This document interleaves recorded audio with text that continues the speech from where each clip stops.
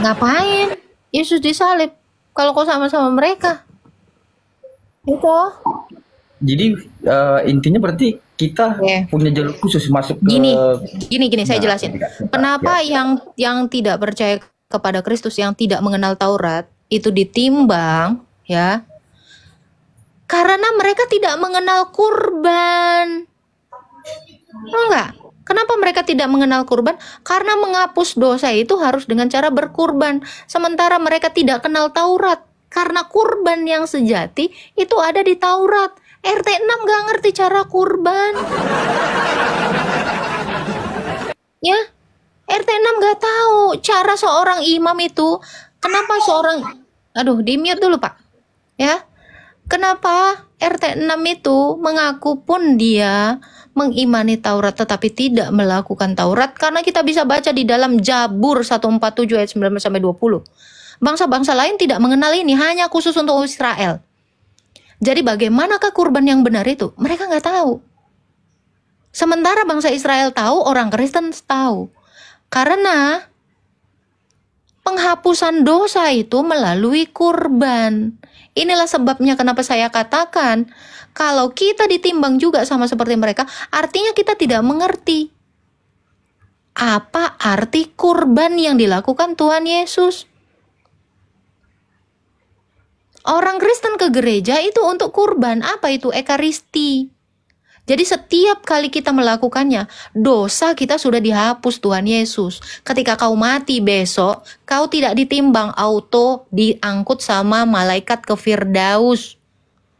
Makanya jangan mati dalam dosa. Kalau kamu masih berdosa, kamu boleh melakukan ekaristi setiap hari. Perlukah ditimbang? Loh, ketika misalnya kita ekaristi, kita sudah mengaku dosa. Dosa kita udah gak ada. Terus kita mati. Apa yang mau dihakimi? Apa yang mau dihakimi sama Tuhan Yesus? Dosa kita udah dihapuskan melalui ekaristi. Karena itu adalah kurban yang diserahkan kepada kita. Itu kata Yesus di dalam 1 Korintus 11 ayat 24-26.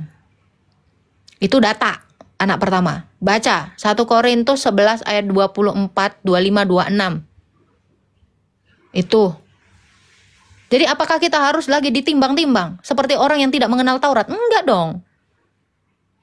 Itu hanya khusus untuk yang tidak mengenal Taurat itu. Yang ditimbang-timbang itu. Jadi kalau orang Kristen pun seandainya kamu tidak mengetahui makna kurban yang dilakukan Tuhan Yesus, ditimbanglah kau. Nah, makanya kita setiap hari berdosa. Yesus itu apa? Lakukanlah ini setiap kali. Lah, tiap hari. Kita itu harus melakukan ekaristi. Makanya ini sebabnya saya kenapa kalau 1 minggu nggak perjamuan saya nangis-nangis. Minta Romo bikin perjamuan. Kalau saya mati besok, dosa saya sudah hilang. Semuanya sudah diampuni. 1 Korintus 11 Bang. 1 Korintus 11 ayat 24, 25, 26. Nah ini. Jadi kenapa yang tidak mengenal Taurat itu ditimbang? Ya karena mereka tidak punya hukum ini.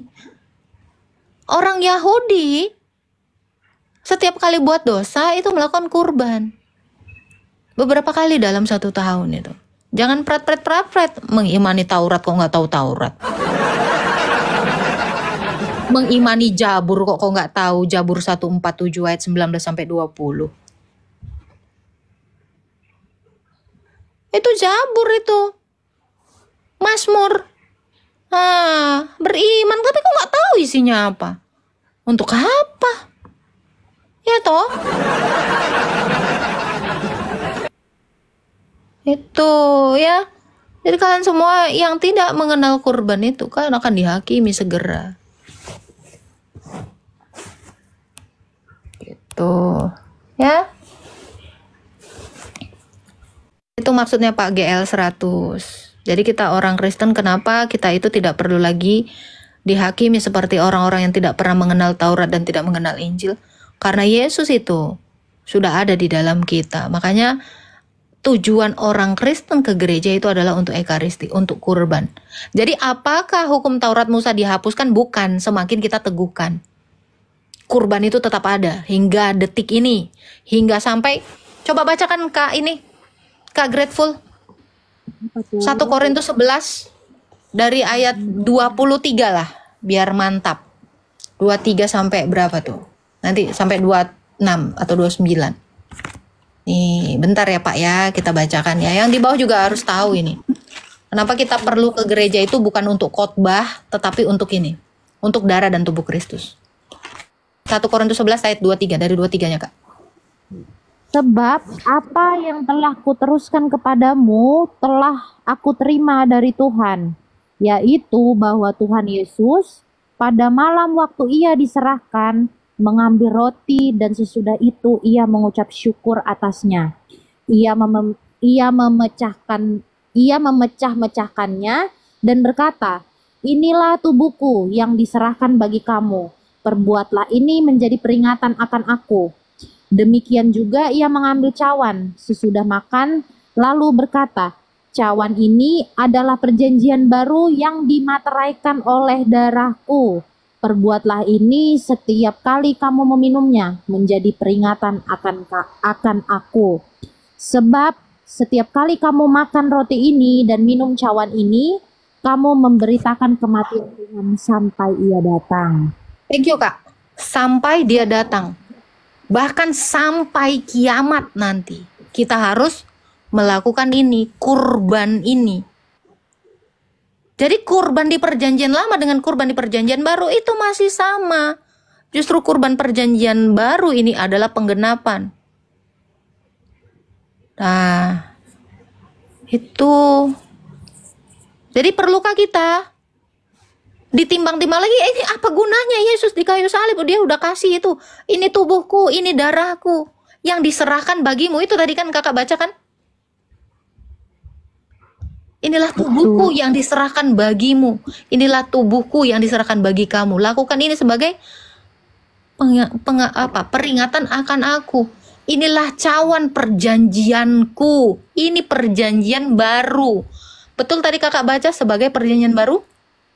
Ayat 25. Betul. Demikianlah ia mengambil cawan sesudah makan lalu berkata, "Cawan ini perjanjian baru." Inilah perjanjian baru. Ya, inilah perjanjian baru yang dimaksud di dalam Yeremia 31 ayat 31 sampai 32. Coba dibacain Kak. Yeremia 31 ya. Ayat 31 sampai 32. Yeremia 31 ayat 31 sampai 32. Sesungguhnya akan datang waktunya, demikianlah firman Tuhan. Aku akan mengadakan perjanjian baru dengan kaum Israel dan kaum Yehuda. Bukan seperti perjanjian yang telah kuadakan dengan nenek moyang mereka pada waktu aku memegang tangan mereka untuk membawa mereka keluar dari tanah Mesir. Perjanjianku itu telah mereka ingkari. Meskipun aku menjadi Tuhan yang berkuasa atas mereka. Demikianlah firman Tuhan. Thank you Kak. Itu. Jadi kalau yang perjanjian lama itu udah mereka ingkari. Karena dengan Taurat harusnya mereka jadi lebih baik. Tetapi dengan Taurat malah mengingatkan mereka kepada dosa mereka. Kenapa? Karena begitu mereka bertobat, mereka besok buat lagi. Makanya dikatakan, di dalam Taurat tidak ada kesempurnaan. Makanya Yesus datang untuk menyempurnakannya atau menggenapinya. Seperti itu Bang GL. Jadi kita tetap berkorban. Itulah intinya kenapa kita tidak perlu lagi ditimbang dan dihakimi. Karena Yesus itu sudah menyerahkan tubuh dan darahnya itu sebagai kurban di atas kayu salib. Makanya Yesus itu disebut Kristus. Setelah dia mati, dia imam yang menyerahkan kurban. Dan dia juga sendiri adalah anak domba Paskah Allah. Dia juga kurbannya, dia imamnya, dia Allahnya. Itu. Maka dia menggenapi itu semua. Seperti itu. Kalau ada yang bilang, nama Tuhan kami Muslim Islam kenapa ada di Biblos perjanjian baru dari Yunani? Di mana ada nama Tuhanmu? Siapa nama Tuhanmu? Naik aja ke atas. Siapa nama Tuhanmu? Mana ada Tuhanmu di situ? Mana coba? Yang di bawah? Siapa nama Tuhanmu? Apa dari huruf A, L, L, A, H? Yakin? Di Quranmu ada huruf A. Bukannya huruf hijaiyah ya? Siapa Tuhanmu? Coba tulis. Atau naik ke atas. Tuliskan nama Tuhanmu. Ada nggak huruf A di Quranmu? Ada nggak huruf A di dalam bahasa Arab? Ada nggak? Bukannya Allah kalian itu yang kayak di masjid itu yang di atas itu? Alif lam lam ha, bukan A L L A H. Hah? Di mana? Di mana ada nama Tuhanmu di dalam kitab kami bahasa Yunani? Mana cuy? Huruf A.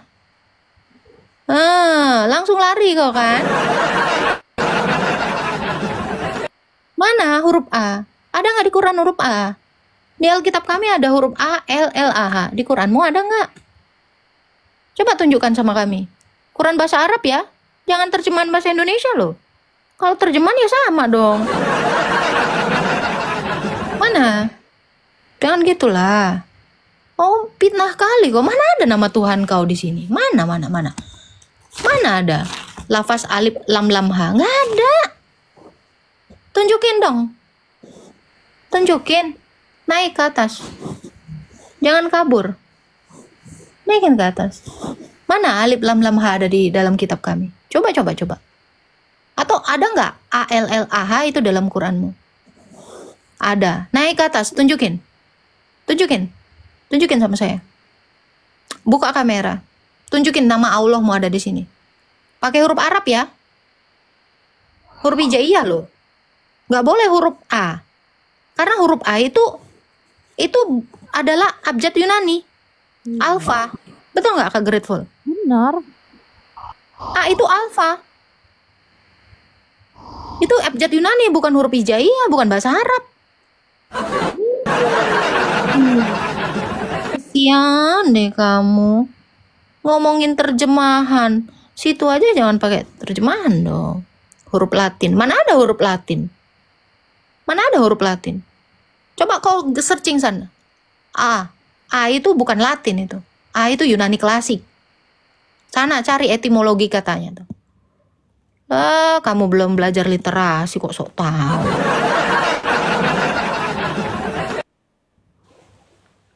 Jangan norak deh, Latin. Emang bahasa Arab ada huruf Latin?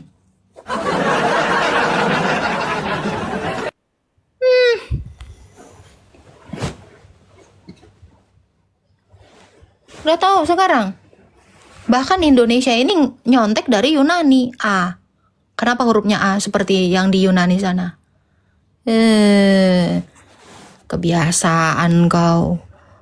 Kalau belum pakai logika, jangan sok-sokan ke room saya. Di room saya ini cepat logikanya.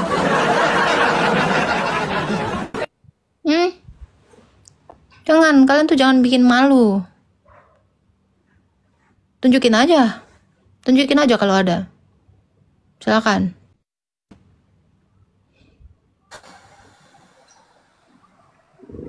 Islam Kristen, Bang. Kristen.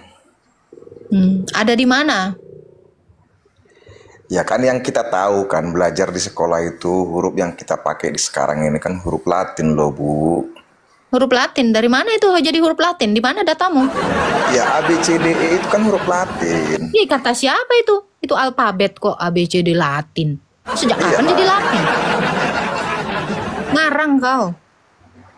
Nggak ngarang lah ya, yang itu dipelajari. Ya, coba kau googling dulu.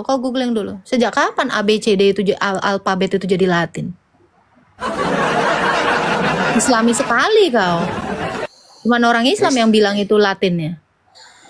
Aku Kristen loh, Bu Agatha. Hah, di mana?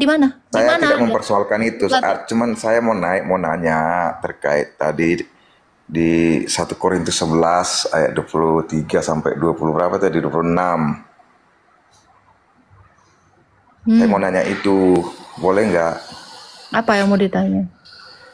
Nah, itu kan ada tadi terkait dengan 1 Korintus 11 ayat 23 sampai 26. Ya, apa yang mau ditanya? Nah, kan ada hukum gereja atau peraturan gereja. Kalau misalkan dia kena hukum siasat gereja, tidak diperbolehkan. Hukum gereja apa namanya? Hukum siasat gereja namanya. Ya, di mana itu ada hukum siasat gereja? Baru denger aku. Ya di gereja masing di beberapa gereja lah kan gitu kan. Kok Ada namanya itu. hukum siasat gereja? Kak Grateful, Iya. apa emang bener ada di gerejamu hukum siasat gereja? Ada, artinya tidak orang yang kena hukum siasat Orang ketawa gereja. semua lah yang di bawah ini loh Bang. Anda kalau Islam mah Islam aja, hukum siasat gereja. Baru dengar aku ada hukum siasat gereja. Islam. Jadi Kalau Islam di aja lah. HKBP kan HKBP ada itu siasat gereja, ada itu.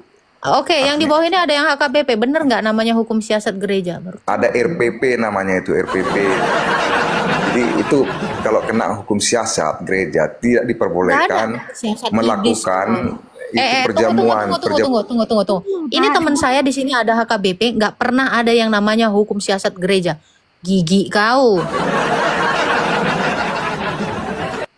Hukum siasat. Ngapain pula hukum bersiasat? Ada lain-lainnya. Namanya hukum siasat. Iya betul, siasat. Kak Grateful, kok gereja apa Kak Grateful? Kaget kali aku. Enggak sih, bukan HKBP sih. Cuman baru dengar juga ada namanya hukum siasat di... Nah, hukum siasat ya siasat. Oh, ngeri kali kau. Hukum siasat. Cobalah teman-teman yang HKBP di bawah, coba. Siapa tahu ada yang mau naik ya kan? Kalau hukum di ortodok itu rebellion nama hukumnya. Hukum kanonnya itu. Nah, ini hukum siasat ada aja.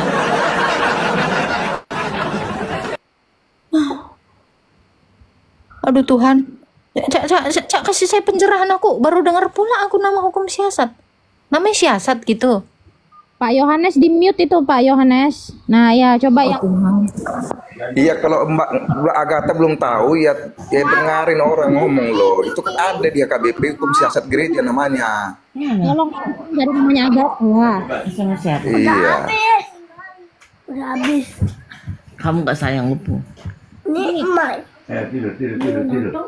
Ibu benar. Jadi kalau di HKBP, kalau dia terkena hukum siasat gereja, dia tidak diperbolehkan mengikuti perjamuan kudus. Nggak lompat-lompat kak, nggak lompat-lompat kak, nggak lompat-lompat. Sini. Ayo, lihat.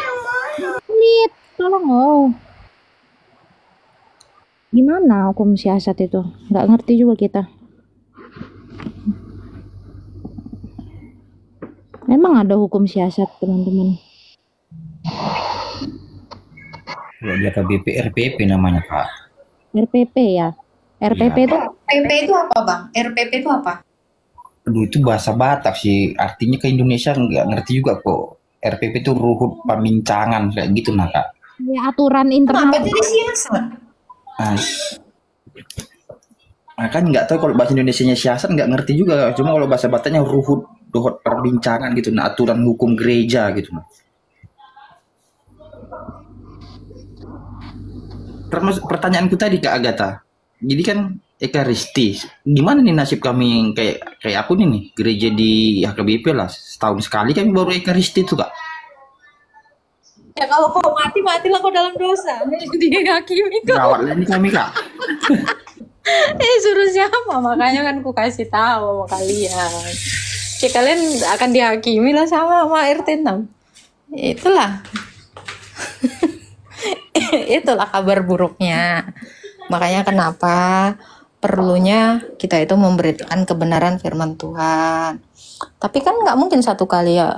Kalaupun misalnya satu kali ya usahakan jangan absen pula kau Bang. Udah satu kali setahun nggak datang pula kau. Nah. Satu kali Pak Kak, kalau nggak di Natalan itu dia di hari hama mati itu, nah hari ke Paskah itu nah Kak.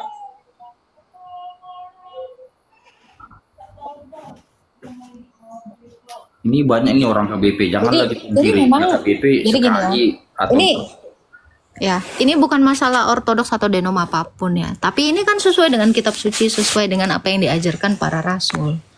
Ya toh. Nah, seperti itulah yang dikatakan di dalam 1 Korintus 11 tadi. Itu loh. maksimal 2 kali kami di HKBP ini ya, kalau di Natalan ada baru di Jumat Agung. Maksimal 2 kali nah Kak. Kalau sebelum itu kita mati, gawat lah ini ya di AKBP ini berarti. Ya gitulah. Ya mau kayak gimana lagi? Makanya kita ke gereja itu kan di Kisah Para Rasul dikatakan kan, murid-murid itu bersatu hati di bait Allah untuk memecah-mecahkan roti. Itu untuk ekaristi. Memang itu seperti itu. Ya kalau tapi gini ya Bang ya kan Abang ini kan pecahan dari Katolik. Harusnya di Katolik juga tiap hari ajaran ini kan. Betul tidak? Nah, tapi kenapa jadi berubah seperti ini ya? Kita tidak bisa salahkan juga. Kenapa? Ya karena ketidaktahuan kalian gitu loh. Ya makanya untuk itu kenapa saya live seperti ini, biar menerangkan Alkitab itu lebih dalam lagi gitu. Nah tuh Pak Harjo bilang Katolik tiap hari. Memang sebenarnya Ekaristi itu ya tiap hari. Ya cuman kan di Indonesia mungkin liburnya hari Minggu ya. Bolehlah hari Minggu, seminggu sekali juga itu udah bagus gitu. Supaya kalau kita mati nanti ya kita tidak rugi gitu. Karena gini Bang, kita walaupun tiap hari berdoa, kita mengaku dosa kita kepada Tuhan. Karena gini, kita berbuat salah kepada manusia, maka kita juga harus mengakui salah kita kepada manusia, bukan kepada Tuhan. Karena Tuhan Yesus bilang apa? Kamu harus mengampuni sesamamu supaya Bapamu di sorga juga mengampuni kamu. Jadi bagaimana caranya supaya kamu diampuni oleh Bapa di sorga? Ya kamu harus berdamai dulu dengan manusianya gitu. Jadi apapun dosamu, itu pasti diampuni Tuhan Yesus. Kecuali kamu pindah Tuhan, pindah agama. Itulah yang dinamakan murtad atau menghujat Roh Kudus. Lagi Tuhan kita adalah Tuhan Yesus, kita akan diampuni. Itu. Tapi ya itu melalui sakramen tadi. Ekaristi tadi. Makanya kita kenapa harus mengaku dosa dulu sebelum kita menerima kurban gitu. Seperti itu, Bang. Makanya tujuan kita ke gereja itu bukan khotbah. Enggak, itu hanya yang nomor sekian. Tujuan utama orang ke gereja ya untuk darah dan tubuh Kristus. Itu tadi udah dijelasin sama Om Burhan. Teosis, ikut ambil bagian dalam kodrat ilahi. Dengan jalan demikian kita diampuni dosa-dosa kita. Seperti itu Bang. Ya mungkin banyak yang belum tahu makna Ekaristi. Karena ajaran yang paling utama dari kekristenan itu ya Ekaristi tadi. Kurban tadi. Karena Yesus datang untuk kurban toh. Betul nggak? Ketika manusia jatuh ke dalam dosa pertama kali apa yang dilakukan Tuhan? Kurban toh. Ya kan? Iya benar Kak. Nah, waktu Adam dan Hawa jatuh dalam dosa, hilang kemuliaan Allah. Makanya mereka telanjang. Aduh, gue telanjang cuy. Sebelumnya mereka mengenakan kodrat ilahi tadi, kemuliaan Allah tadi. Tapi begitu berdosa, ya tercerai, terpisah dari Allah. Makanya mereka nyumput, menyemat pohon ara. Lalu di situ Allah apa? Menyembelih domba dan mengambil kulit domba itu untuk menutupi keberdosaannya. Makanya di Alkitab di Perjanjian Baru, saya lupa ayatnya, Yesus itu juga menutupi dosa-dosa kita. Sama. Gitu. Jadi dari awal kurban, diakhiri juga dengan kurban. Kurban pertama dilakukan oleh Allah, dan kurban terakhir juga dilakukan oleh Allah. Betul nggak? Makanya Yesus bilang, dia mati satu kali dan tidak mati lagi. Itu sebenarnya tujuan kita ini percaya kepada Yesus. Gitu. Baptisan itu juga maknanya sama, menyatu dalam kematian dan kebangkitan Kristus, menyatu dalam penderitaan Yesus, menyatu dalam kematian Yesus, menyatu dalam kebangkitannya, 3 kali selaman. Nah itu, jadi maknanya satu, sama, kurban itu. Jadi adakah yang dirubah dari Taurat ke Injil? Tidak, malah digenapi. Gitu. Seperti itu Bang. Kalau RT 6 kan nggak tahu apa-apa. Taurat juga dia nggak tahu, cuman tulisan Taurat aja dia tahu. Apa maknanya dia nggak tahu. Kurban juga cuman tulisan kurban dia tahu. Tapi apa maknanya dia tidak mengerti. Karena benarlah. Coba Kak Grateful bacakan dulu. Iya. Mazmur, Jabur. Mazmur 147 ayat 19 sampai 20. Nah ini kita nggak usah ragu bahwa mereka nggak akan tahu Taurat. Kenapa? Karena Daud sudah menuliskan dalam Mazmurnya, sudah menubuatkan bangsa lain itu nggak tahu hukum kita. Silakan Kak. Mazmur berapa? 147 ayat 19 sampai 20. Oh tapi ini HP ku masoret loh kak. Iya nggak apa-apa, masih sama kok, masih sama. 7 ayat 19 sampai 20. ini ya. Mazmur 147 19 sampai 20. Ia memberitakan firman-Nya kepada Yakub, ketetapannya dan hukum-hukumnya kepada Israel. Ia tidak berbuat demikian kepada segala bangsa, dan hukum-hukumnya tidak mereka kenal. Haleluya. Nah, betul kan? Dia hanya beritakan itu kepada Yakub, Israel, tidak kepada orang Arab. Kecuali orang Arabnya masuk Kristen, maka dia baca Jabur, ya, tidak kepada orang Mesir. Kecuali orang Mesirnya masuk Kristen dan melihat Jabur, tidak kepada orang Afrika. Kecuali orang Afrikanya masuk Kristen dan melihat Jabur. Nah itu. Jadi hanya kepada siapa kak tadi dikatakan? Israel. Coba baca ayat 20-nya. Ini paling ngeri nih. Ia tidak berbuat demikian kepada segala bangsa, dan hukum-hukumnya tidak mereka kenal. Nggak Haleluya. kenal cuy. Nggak kenal. Mau kau bilang kami beriman kepada Taurat, Injil, nggak kenal. Situ nggak akan kenal. Maka betullah kata Jabur Daud ayat 19 Jabur Daud 147 ayat 19 sampai 20. Betul sekali itu. Tergenapi toh kak? Tergenapi. Berapa ribu tahun itu sudah dituliskan Allah. Nggak ada yang kenal. Jadi kalau mereka mau ngolok-ngolok apapun, kau nggak kenal Jabur. Allahmu bahkan nggak kenal Jabur. Makanya Allahmu itu nggak ngerti apapun tentang hukum dan ketetapan Allah. Salah satu hukumnya Allah, kita bisa lihat di dalam Ulangan, bahwa kurban itu hanya boleh disembeli di tempat yang ditunjuk Allah. Hanya di bait Allah. Nggak boleh di sembarang tempat. Kalau diberikan kurban itu di sembarang tempat, kau mati. Coba. Nggak ada yang tahu. Inilah rahasia kerajaan Allah, hanya diberitakan kepada Israel, Yakub. Atau nggak kenal mereka. Makanya itulah bang, kenapa bang GL, kita itu harus mengenal kurban. Orang Kristen harus mengenal kurban. Ini keren kan Alkitab kita kan, mengcounter semua pertanyaan mereka toh. Silakan bang. Nah, jadi kak abang, kalau memang tiap 1 tahun sekali, carilah gereja yang ada ekaristinya itu setiap minggu. Mati kita nggak mati sia-sia nanti. Ya toh. Ya, aku dulu kak tempat gereja karismatik kan, karena aku banyak di tanah rantau kan kak, pindah-pindah kerja kan. Gereja di karismatik, aku bahkan sampai ini kok agak aneh.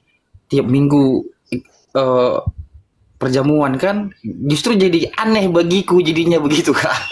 Karena dari kecil yang didapat, ya doktrinnya itu untuk perjamuan itu setahun itu ya di gerejaku itu 2 kali, di Jumat Agung sama di Natalan gitu nah kak. Ya nggak apa-apa, itu kan ketidaktahuan Ya, syukur deh. abang, Dapat tahu ketidaktahuan ini. gereja. Gimana? Syukur Lagi berantem dia mana lagi? ya, syukur deh mbak dapat apa kak dari kakak ini. Iya. Nah, mulai dari Satu lagi kak, boleh kak? Boleh, mulai dari sekarang datanglah ke gereja untuk darah dan tubuh Kristus, bukan untuk khotbah. Kalau untuk khotbah, aku tiap hari bisa khotbah untuk kau. Ya toh, benar nggak kak Grateful? Benar banget. Iya. Satu lagi kak, Silakan. masalah baptis. Kan baptis yang bener itu kalau dari yang ku lihat apanya kan kak, diselam kan kak, seperti asal katanya kan. Nah kami ini kan, saya ini kan di baptisnya kalau di gereja kami itu kan dipercik ya kak, percik pada saat bayi. Nah kira-kira itu salah kak atau gimana gitu dah? Gimana nih nasib kami nih berikutnya ke depan ini gitu nah? Diakui kah baptis kami itu gitu nah? Itu kan lagi-lagi ya, abang kan tidak tahu karena memang di tahun 1300-an memang kan sebelum Luther ini melakukan reformasi. Ini kita bicara sejarah ya. Ya. Tahun 1300-an dari Katolik. Saya mute dulu. Dari Katolik ini kan sudah merubah baptisan itu yang tadinya darurat jadi yang utama. Karena perubahan ini ya Luther juga sudah hidup dalam perubahan itu. Makanya Luther ini tidak tahu bahwa baptisan yang sebenarnya itu adalah di selam. Memang arti baptis adalah selam. Nah, tahun 1600 abad ke-16 ya, tahun 1500-an sekian, ya Luther berusaha ingin mengembalikan itu. Tapi kan akhirnya seperti ini. Akhirnya dia mati juga kan. Jadi ketidaktahuan kalian, ya bisakah kalian dihajar atau dihukum Allah dengan ketidaktahuan kalian? Di Alkitab dikatakan sedikit tahu sedikit dihajar, banyak tahu banyak dihajar. Lalu bagaimana kak kami ini yang biasanya taunya cuma hanya dipercik. Nah sekarang kan sudah tahu nih, ya lakukanlah yang benar gitu. Kita tidak menyalahkan. Nah saya sekalian mau menjawab yang di bawah ya. Di mana di dalam perjanjian lama ada orang dikurbankan? Berarti Anda nggak pernah tahu kisah Abraham mau menyembeli anaknya ya. Nih ada orang botol ya. Kurban itu manusia dia nggak pernah tahu.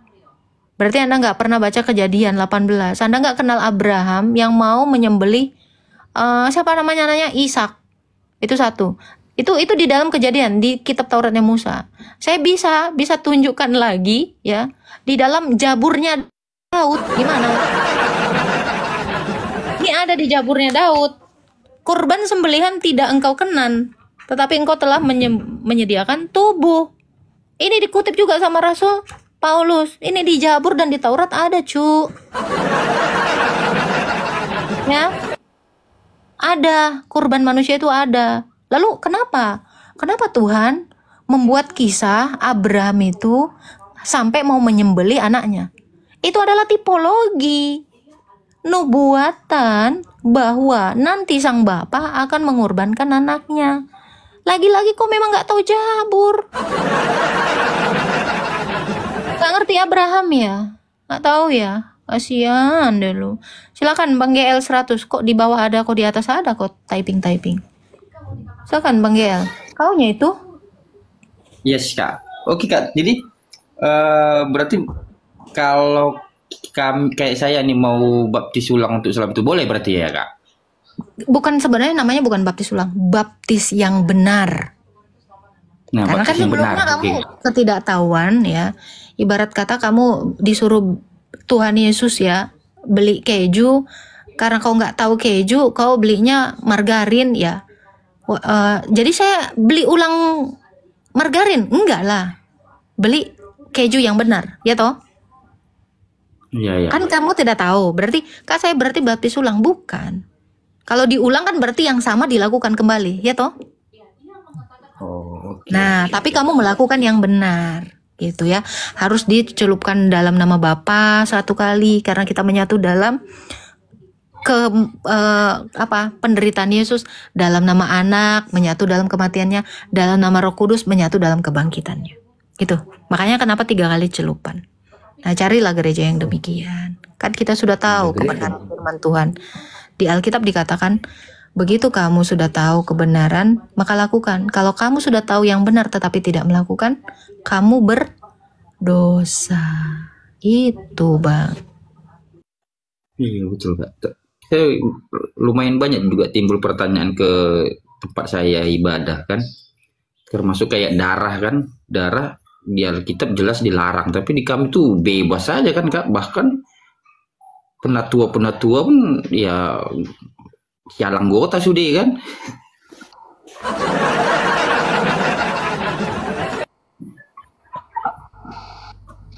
Darah apa Pak maksudnya Pak? Makanan? Sorry Bang Elo kepencet. Maaf. Tadi aku mau mencet itu malah kepencet. Makan darah kak, betul. Kita tuh kan kalau di Batak itu kan ada saksang namanya kan pakai darah itu kak. Jadi gini ya Bang ya. Yang menyelamatkan kita itu adalah Yesus. kalau kita memang mengasihi Yesus, kita akan mendengarkan Tuhan Yesus, betul tidak? Betul Kak. Ya, kan jadi kemana Kak? Kami kan udah sialang anggota gitu. Ya berhentilah dari sekarang. Akui dosa gitu kan. Gak apa-apa. Kan Tuhan memaafkan. Itulah tujuannya Ekaristi. Begitu kamu berbuat dosa, kamu diampuni ketika kamu minta maaf kepada Allah. Betul? Jadi di dalam Kristus itu jangan lagi kita itu memikirkan hal-hal yang di belakang, karena kita harus maju ke depan. Yang kita pikirkan yang lebih besar daripada itu. Gimana Kak kalau kami kayak gini Kak? Lah udah tahu kan sekarang bahwa darah itu dilarang. Ya janganlah. Tuhan tidak lagi mengingat-ingat dosamu yang dulu kan. Yang penting sekarang ini kamu itu bertobat itu dan melakukan firman Tuhan yang benar.